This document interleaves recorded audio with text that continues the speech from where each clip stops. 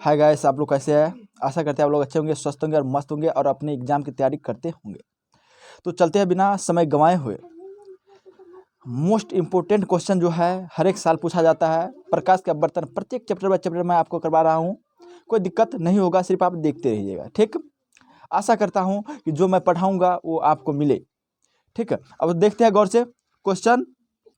तो चलते हैं, पहला क्वेश्चन है, पहला क्वेश्चन कि प्रकाश के अपवर्तन कितने नियम है। ये भी सोचने वाली बात नहीं है। इसका ऑप्शन नंबर होगा डी, 2 नियम। चाहे प्रकाश का परावर्तन पूछे चाहे अपवर्तन पूछे, अपवर्तन होना चाहिए परे, 2 होता है। अब देखते हैं दूसरा क्वेश्चन, निम्न में किसका उपयोग लेंस बनाने में उपयोग नहीं होता है। वाह रे वाह, लेंस बनाने में किसका उपयोग नहीं होगा। आप भी जानते हैं मिट्टी का किसी में लेंस बनाने में उपयोग होगा, अरे नहीं होगा। तो इसका ऑप्शन हो जाएगा सी। अब देखिए क्वेश्चन नंबर 3 कह रहा है, निम्न में से किस लेंस की फोकस दूरी ऋणात्मक होती है। तो याद रखिएगा कि कहता है किस लेंस की फोकस दूरी क्या होता है, ऋणात्मक। अवतल लेंस में ऋणात्मक होता है और उत्तल लेंस में धनात्मक होता है। तो देखते हैं, इसका ऑप्शन हो जाएगा सी। अगला क्वेश्चन देखते हैं। अगला क्वेश्चन आपसे कह रहे हैं कि क्वेश्चन नंबर 4, निम्न में से किस लेंस की फोकस दूरी धनात्मक होती है। तो अवतल में हो गया ऋणात्मक, तो उत्तल में धनात्मक है ना होगा। तो इसका राइट आंसर होगा बी। अब देखते हैं क्वेश्चन नंबर 5। अब कहता है किसी माध्यम के अपवर्तनांक का मान होता है, किसी माध्यम का अपवर्तनांक मान कितना होगा। अब एक बात बताइए, अस्नेल का नियम अक्रे कहते हैं, अस्नेल का नियम, अस्नेल का नियम भी कहते हैं इसी को। इसका हो जाएगा sin a बट्टा sin r, जहां अपवर्तनांक और परावर्तन गुना अपवर्तन को इसमें पढ़े है। अब देखते हैं क्वेश्चन नंबर 6। क्वेश्चन 6 कह रहे हैं आपसे, निर्वात में प्रकाश की चाल क्या है। निर्वात में प्रकाश की चाल क्या होता है। तो ये भी सोचने वाली बात है। 3 × 10⁸ मीटर प्रति सेकेंड कहाँ पे है, कहाँ पे है। Oh, option number B answer right. अब देखते हैं क्वेश्चन नंबर 7। क्वेश्चन नंबर 7 कह रहे हैं आपसे, आप अभी रिवाइज करते होंगे, अभी हम भी जानते हैं, इसलिए सिर्फ आप मारिए, ऑप्शन मारिए, हम पीछे से कहते रहेंगे, कोई दिक्कत नहीं होगा। क्वेश्चन नंबर 7 कह रहे हैं आपसे कि किस माध्यम में प्रकाश की चाल सबसे अधिक होता है। तो किस माध्यम में प्रकाश चाल सबसे अधिक होगा। तो यहाँ पे सोचने वाला था, पानी में तो कम न होगा, ना होगा, और कांच में तो रहता है चाल लेकिन कम रहता है। कहता किस में सबसे अधिक होगा। वाह रे वाह। तो इसका होगा निर्वात, जहाँ हवा नहीं रहेगा, कुछ नहीं रहेगा, तो प्रकाश के जाने में कोई दिक्कत होबे नहीं करेगा। तो इसका राइट आंसर हो जाएगा सी। अब देखते हैं क्वेश्चन नंबर 8, सरल सूक्ष्मदर्शी में किसका उपयोग होता है। वाह रे वाह, सरल सूक्ष्मदर्शी में किसका उपयोग होता है। तो सरल सूक्ष्मदर्शी में किसका उपयोग होगा।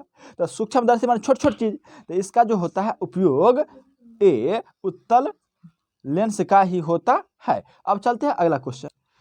क्वेश्चन नंबर 9 कि कौन सा लेंस अपसारी है। अपसारी माने दूर हटता है, अभिसारी माने लग लाता है।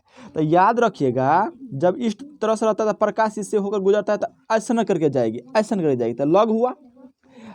अवतल ऐसा रहता है तो प्रकाश जाता है ऐसा, तो हो जाता है ऐसा, ऐसा तो ऐसा, तो दूर हटता है। तो अपसारी माने हुआ दूर हटना, अभिसारी माने हुआ लग आना। तो किस लेंस में जाएगा, दूर हटेगा। तो इसका जो है होगा आंसर आपका बी, अवतल लेंस में दूर हटेगा, अपसारी होगा। लेकिन यहीं पर कहता है सोना में, सोना में सुहागा कहता है कौन सा लेंस में अभिसारी होता है। तो ये हो जाएगा आपका उत्तल लेंस। उत्तल लेंस में सटता है, अवतल लेंस में हटता है।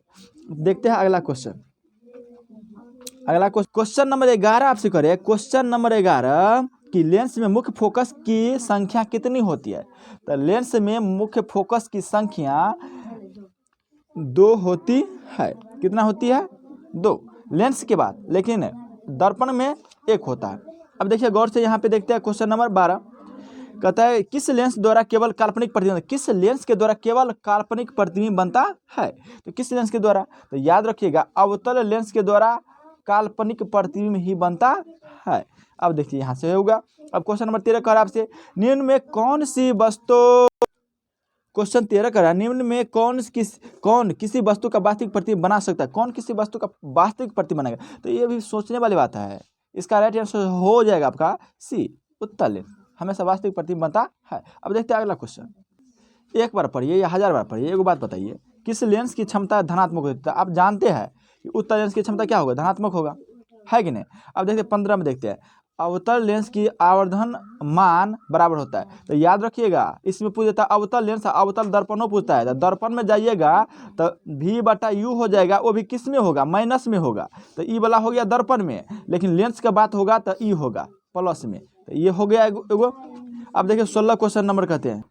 क्वेश्चन 16 कह रहे हैं कि एक उत्तल लेंस की क्षमता एक डायोप्टर है, तो उस लेंस की फोकस दूरी क्या होगा। तो डायोप्टर हमेशा रहता है मीटर में। किस में रहता है, तो डायोप्टर हमेशा रहता है मीटर में, ठीक है। और उसको दिया है आंसर सेंटीमीटर में।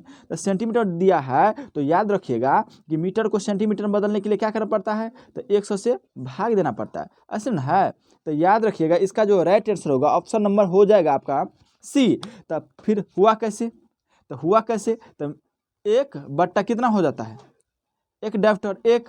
अब इसको हम मीटर को किस में लाएंगे, सेंटीमीटर में लाएंगे। तो भाग को उल्टा गुना होगा, 100 चल जाएगा ऊपर, तो ऊपर चल जाएगा, तो ऊपर चल गया तो 100 हुआ, और ये हो गया धनात्मक वाला। तो याद रखिएगा कि अब लेंस की क्षमता हमेशा किस में होती है, तो प्लस में, डायोप्टर में होता है। डायोप्टर होता है मीटर में, मीटर को लाना है सेंटीमीटर में, तो इसलिए ये होगा। इसका राइट आंसर ये होगा। अब देखते हैं क्वेश्चन 17।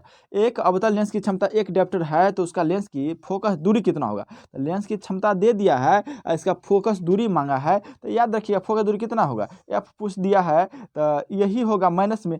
अब उत्तल लेंस था इसीलिए हो गया आपका किस में, प्लस में। ई हो गया आपका माइनस में, क्योंकि अवतल लेंस है। तो गौर से फरमाइएगा, इसको देखिएगा, ठीक ना। अब देखते हैं अगला क्वेश्चन। क्वेश्चन 18 कर रहा है कि हीरा का अपवर्तनांक होगा। हीरा का अपवर्तनांक कितना होता है। तो इसका जो राइट आंसर होगा ऑप्शन नंबर डी 1.31 होता है। अब देखते हैं कि यदि आपतन कोण I और परावर्तन कोण R हो तो क्या होगा। तो आपतन कोण और परावर्तन आपस में क्या होते, बराबर होते, यही होगा। अब क्वेश्चन 20 कह रहा है आपसे कि फोकस एम के फोकस दूरी के लेंस की क्षमता होगा। तो क्या होगा, सूत्र होता है कि P डायोप्टर बराबर P होता है लेंस की क्षमता पावर बराबर 1/F, वो भी किस में, मीटर में। इसका राइट आंसर होगा क्या चीज होगा भैया, सी होगा। अब देखते हैं क्वेश्चन अगला, देखते हैं। हम आ गए हैं अंतिम क्षण में। 21 क्वेश्चन कि एक अवतल लेंस की फोकस दूरी 20 सेंटीमीटर है, तो इसकी क्षमता कितना होगा। तो इसकी क्षमता होगा, तो देख लीजिए क्या दिक्कत है। इसका क्षमता जो होगा P बराबर क्या होता है, 1/F। एफ जो हुआ तो तिरछा गुना करने के बाद फिर वही आ जाएगा। तो इसको हम डायोप्टर में लाना है, तो मीटर में लाना है। तो मीटर में लाएंगे तो हम क्या करेंगे, तो सबसे पहले है कि इसको सेंटीमीटर तो मीटर में लाएंगे, तो 100 से क्या करेंगे, भागा करेंगे ना जी। तो 20 हो गया, 20 कितना हो जाएगा 100। तो 20×5 हो गया 100 हो गया। तो ये हो गया किस में, अब लेंस अवतल है तो माइनस में, ये जाएगा ऊपर, तब क्या होगा, तो -5 होगा, तो 5 डायोप्टर होगा। तो इसका आंसर होगा ये। प्रकाश का वर्ण विक्षेपण किस उपकरण से संभव होता है। तो वर्ण विक्षेपण हमारा छिटके का रंग ककरा वजह से, तो प्रिज्म की वजह से रंग छिटकता है। तो याद रखिएगा इसका आंसर होगा ये। तो आशा करते हैं वीडियो आपको अच्छा लगा होगा। अच्छा लगा हो तो लाइक एंड सब्सक्राइब करें, और कुछ शेयर भी कर दीजिए, लेकिन लाइक जरूर कीजिए। क्या इससे क्या दिक्कत है, और ना तो आपको दिक्कत है ना हमको फायदा होगा, सिर्फ हमें फायदा हो जाएगा, कितना सपोर्ट मिल रहा। तो मिलते हैं अगला वीडियो में। जय हिंद, जय भारत।